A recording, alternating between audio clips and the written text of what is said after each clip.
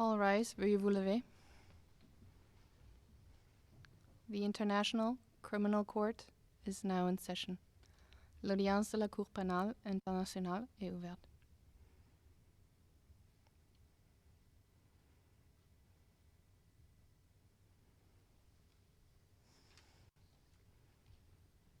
Please be seated. Veuillez vous asseoir.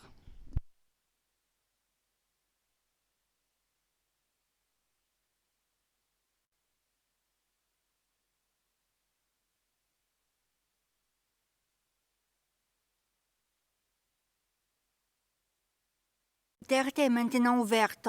Je souhaite la... Good morning. I would like to welcome everyone inside and outside of the courtroom. Now, before we start with today's initial appearance, I would like to remind you that the Chamber has authorized video recordings and the taking of photographs. Please go ahead.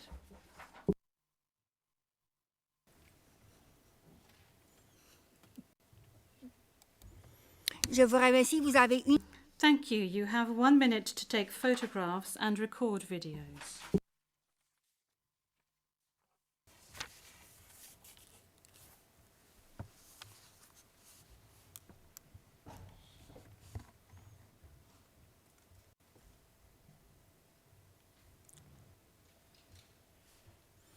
Merci beaucoup.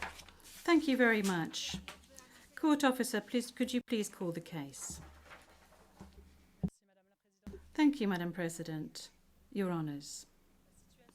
The situation in the Republic of the Philippines case, the Prosecutor versus Mr. Rodrigo Duterte, case number ICC 0121 0125. And we are in open session. Merci beaucoup. Thank you very much. I will now ask the parties to introduce themselves, starting with the Office of the Prosecutor. Please pause before speaking and speak slowly to allow the interpreters to interpret appropriately. May I ask you to introduce yourself and to confirm whether the list of your staff that I received prior to the hearing is correct, Mr. Prosecutor? Madam President, Your Honours, good morning. The list is correct. Once again, Deputy Prosecutor Manjay Niang to my left, trial lawyer Edward Jeremy behind us, trial lawyer Robin Croft, international cooperation advisor Chantel Daniels, and our very able case manager Grace Go. I'm Karim Khan, the prosecutor. Merci beaucoup. Thank you very much. I now turn to the counsel for the defense of Mr. Duterte. As everyone can see, Mr. Duterte is present and is attending the hearing via video link. As Mr. Duterte made a long journey involving a considerable time difference, the Chamber authorized Mr. Duterte to follow the hearing at a distance. His counsel, however, is present with us in the courtroom. Thank you, counsel. Please introduce yourself. Good afternoon, Your Honours. I am Salvador C. Medjaldea, counsel for Rodrigo Duterte. Merci beaucoup. Thank you very much. Thank you very much, counsel. I will now introduce the chamber. By my side, we have the Judge Reine Adelaide Sophie Alapine Gansu, the Vice President of the Court, and Judge Maria del Socorres Flores Liera. I am the presiding judge of the pretrial Chamber 1 of the Court, and my name is Julia Antonella Motok. Now, I would like to speak to you, Mr. Duterte. I'm speaking French, but you are receiving interpretation of what I'm saying in English. I understand that you are at ease in the English language and that the interview yesterday at the detention center was conducted in English and that you did not deem it necessary to request interpretation into any other language during this interview. This said, I would like firstly to confirm your identity. Could you provide us with your full names, please? Yes, Your Honor. I am Rodrigo Roa Duterte. That's my J'entends pas. first middle name is Roa. The surname is Duterte.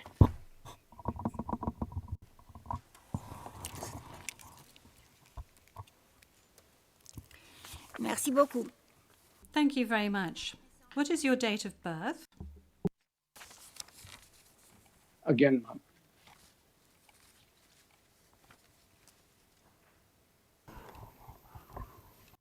Can we request that the question be repeated? I don't think he heard it. Thank you.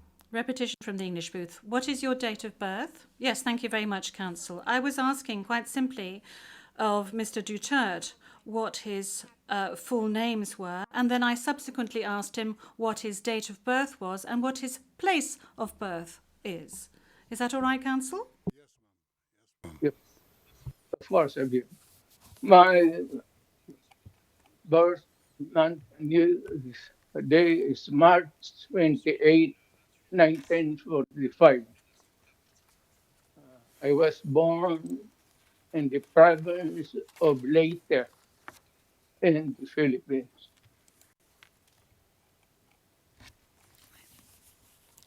Merci beaucoup. Thank you very much. As a preliminary point. Very well. Thank you, Mr. Duterte. As a preliminary point, it is useful to clarify the nature and limited scope of this first appearance hearing. Today's hearing is neither the start of the trial, nor is it a confirmation of charges hearing. During today's hearing, no evidence will be collected or presented, and the issues of Mr. Duterte's guilt or innocence will therefore not be addressed. In accordance with Article 61 of the Rome Statute, the Court's founding treaty, and Rule 1211 of the Rules of Procedure and Evidence, the main purpose of this initial appearance is to answer 3 questions. Firstly, the Chamber must ensure that the person who was the subject of the arrest warrant has been informed of the crimes of which he is accused. Second, the Chamber must ensure that this person has been informed of his rights as recognized by the Rome Statute. Third, the Chamber must set a date on which it intends to hold a confirmation of charges hearing. The Chamber notes that your counsel, Mr. Duterte, filed 2 motions, one in relation with today's hearing, and you may be aware that these 2 motions have not been accepted by the Chamber because of the nature of today's hearing. No further discussion on the matter is necessary during this hearing because, as I said at an earlier stage, the aim of this hearing today is to introduce the parties and to ascertain the charges and to set a date for the confirmation of charges hearing at a later stage. With regard to the first point, I recall that Mr. Duterte has received a copy of the warrant for his arrest and that a redacted version of the prosecutor's application for the issuance of the warrant of arrest is public. I will now ask the court officer to read the charges against him. The charges will be read in English. Please, over to you, Madam Courtroom Officer. Thank you, Madam President. Your honours. On 7 March 2025, Pre-Trial Chamber 1 concluded that there were reasonable grounds to believe that Mr. Duterte is criminally responsible pursuant to Article 25(3)(a) of the Rome Statute as an alleged indirect co-perpetrator for the crime against humanity of murder pursuant to Article 7(1)(a) of the statute as follows. A. Murder of at least 19 persons, allegedly drug pushers or thieves, killed by members of the Davao Death Squad in various locations in or around Davao City, Philippines between 2011 and 2016. B. Murder of at least 24 persons, allegedly criminals, such as drug pushers or thieves or drug users, killed by or under the supervision of members of the Philippines law enforcement, sometimes with the assistance of persons who were not part of the police, at various locations in the Philippines between 2016 and 2019. Merci beaucoup, Madame la... Thank you, Madam Courtroom Officer. Mr. Duterte, I'm not going to ask you to stand up because I know your condition, so I'm going to allow you to remain seated. You have just heard the reading of the charges, which are in accordance with the content of the arrest warrant you received. This means that you have been informed of the crimes of which you are accused. And this concludes the examination of the first point mentioned above. I will now turn to the second point, which concerns your rights as a suspect before this court. I will summarize some of these rights, which are of particular importance at this stage of the proceedings. Those rights are as follows. You can benefit from the assistance free of charge of a competent interpreter and benefit from the necessary translations to meet the requirements of fairness. You have the right to have the time and facilities necessary to prepare your defense and to communicate freely and confidentially with the counsel of your choice. You have the right to remain silent, and you cannot be forced to testify against yourself or to confess guilt. You can also make statements in your defense without taking an oath. In addition to any other disclosure provided for in the statute, the prosecutor must disclose to you, as soon as practicable, evidence in his possession or at his disposal that shows or tends to show your innocence or to mitigate your guilt, or that could undermine the credibility of the evidence against you. At the confirmation of charges hearing, you can contest the charges, challenge the evidence presented by the prosecutor, and present evidence.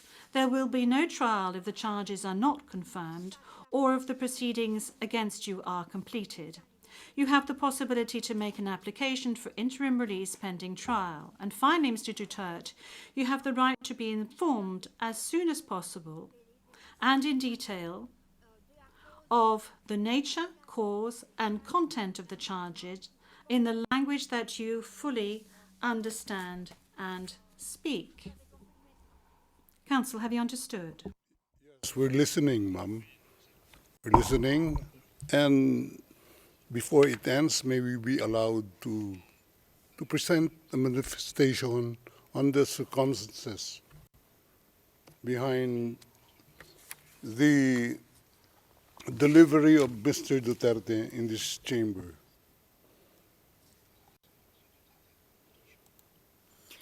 Oui, maître, je dois d'abord demander... Yes, counsel. This is as part of the procedure. And as we've said since the very outset, I need to ask Mr. Duterte himself to make observations as to the condition of his surrender to the court and the conditions of his detention at the detention facility of the court since his arrival.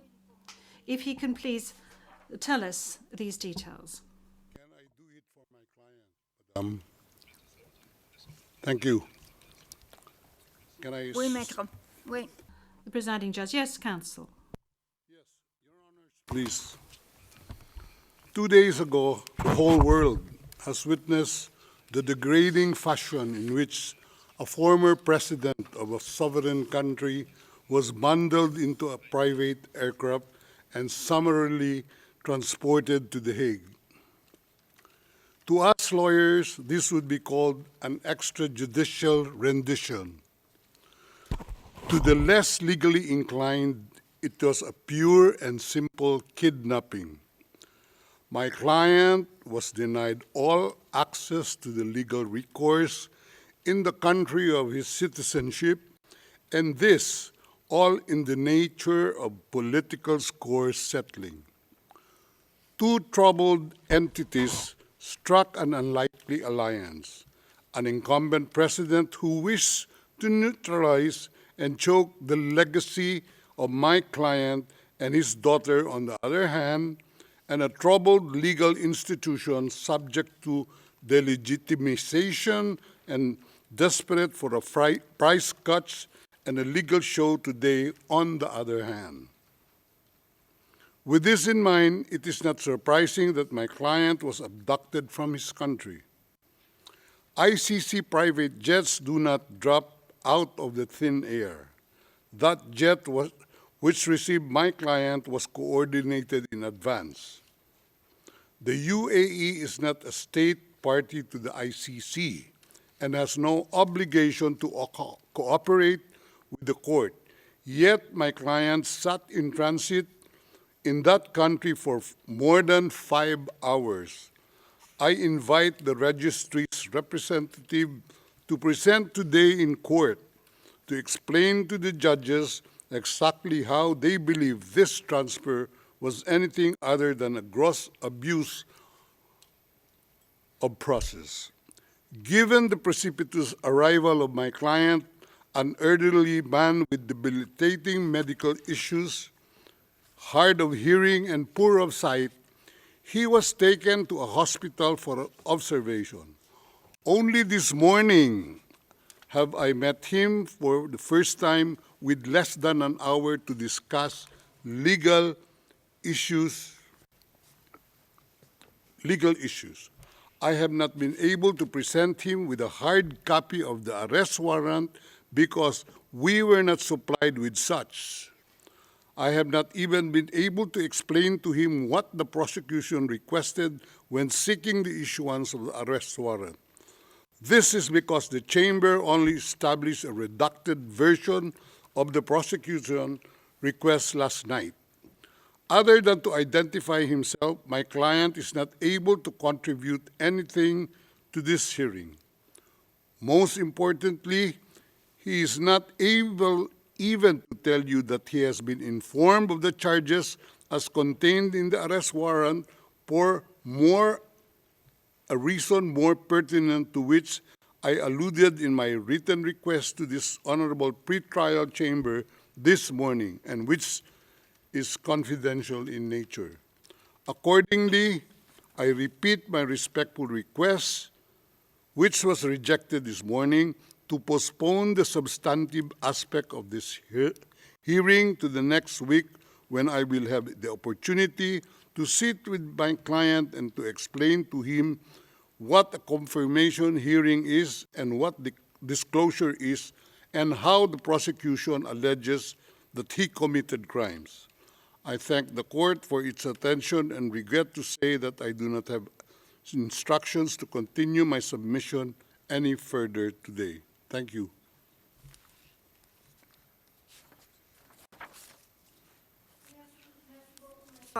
D'abord, concernant Thank you, counsel. Now, with regard to the health issues of Mr. Duterte, I believe that the court has taken specific measures with regard to his health situation, and I note that subsequent to his arrest and when he arrived at the detention center, the court's doctor was of the opinion that you were fully mentally aware and fit, and that you have undergone further checks and tests at the detention facility.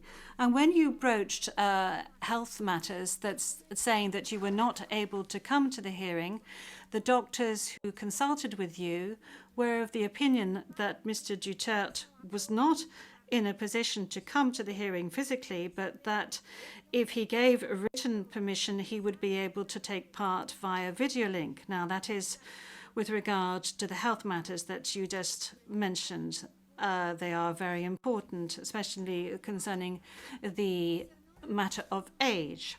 Now, with regard to the rights of Mr. Duterte, we have before us the registrar's or the registry's report that says that Mr. Duterte has been informed of his rights, including Articles 66 and 67 of the Rome Statute, and that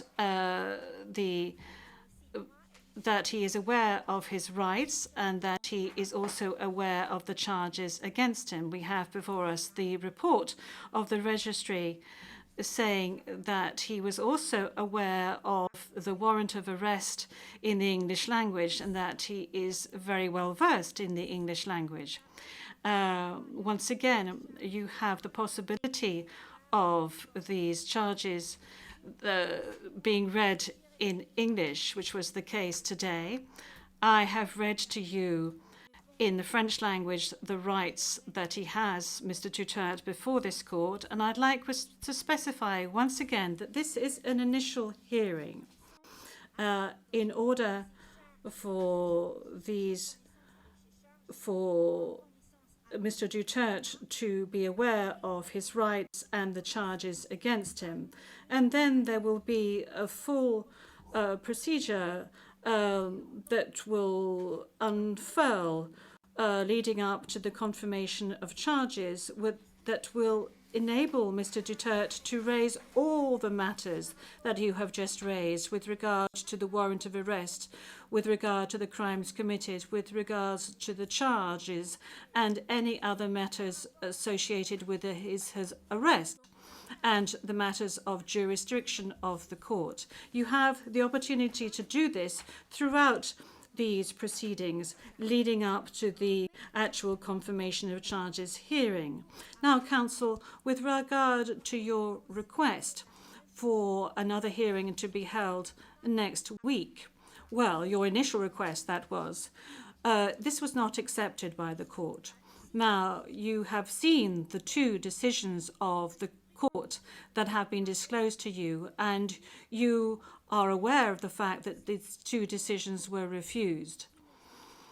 And this is by dint of the fact that this first initial appearance hearing does not need much preparation, as I have said to you on a number of occasions. I am now going to move on to the third stage, which is to set the date for the confirmation of charges hearing. After assessing all factors, including the need for the parties and participants to adequately prepare, as well as Mr. Duterte's rights, including his right to be tried within a reasonable time, the date for the commencement of the confirmation of charges hearing is September the 23rd, 2025. I would add that in accordance with Rule 1217 of the Rules of Procedure and Evidence, this date may be postponed by the Chamber depending on the progress of the proceedings, either on its own motion or at the request of the prosecutor or the defence. Before concluding this hearing, I would like to inform the parties of the next procedural steps.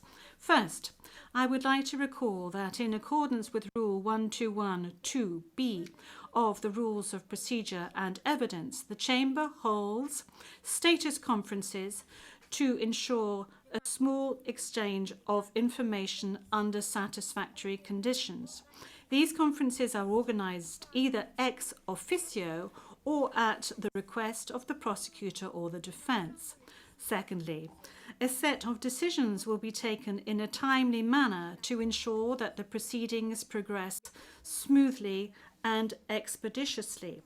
More specifically, I am referring in particular to a decision on the arrangements and procedure for the disclosure of evidence, and a decision setting a timetable for the disclosure of evidence in such a way as to ensure orderly and efficient disclosure between the parties. In this regard, the Chamber orders the prosecutor to begin disclosing today the information on the basis of which the warrant of arrest was issued, and to complete this disclosure no later than within the next 7 days. The Chamber will also issue a decision on the participation of the victims who, according to the statute of the court and to the extent permitted by the Chamber, are authorised to present their views and concerns at this stage of the proceedings. We have come to the end of Mr Duterte's first appearance hearing. I would like to thank all the participants in this hearing, the interpreters and the stenographers. This concludes today's hearing.